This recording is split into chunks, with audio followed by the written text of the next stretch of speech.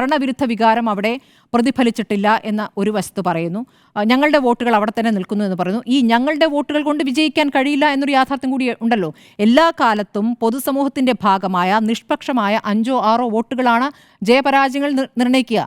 അത് 2021 കിട്ടിയത് കൊണ്ടാണ് CPM-ന് തുടർഭരണം സാധ്യമായത്. അതായത് നിഷ്പക്ഷമായ വോട്ടുകൾ.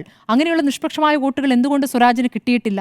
മതേതര വോട്ട് എനിക്ക് എന്ന് പറയുമ്പോൾ ആ മതേതര നിലപാടാണോ? സ്വരാജ് എന്ന വ്യക്തിയുടെ കാര്യമല്ല ഞാൻ പറഞ്ഞത്. സ്വരാജ് നല്ല സ്ഥാനാർത്ഥിയാണ്, അവർക്ക് കിട്ടാവുന്ന ഏറ്റവും നല്ല സ്ഥാനാർത്ഥിയാണ്.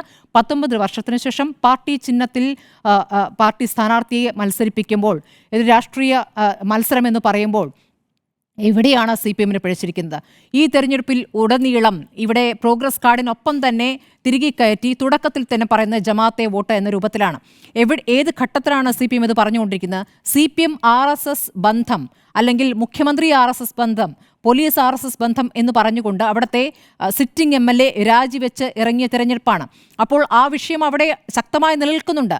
ആ വിഷയവുമായി ബന്ധപ്പെട്ട കൃത്യമായ മറുപടി ഇപ്പോഴും മുഖ്യമന്ത്രിയുടെ കയ്യിൽ നിന്ന് കിട്ടിയിട്ടില്ല. അപ്പോൾ MR അജിത് കുമാർ RSS നേതാക്കളുമായുള്ള കൂടിക്കാഴ്ചയുമായി ബന്ധപ്പെട്ട് PV അൻവർ ഉന്നയിച്ച വിഷയം അതവിടെ നിൽക്കുന്നു.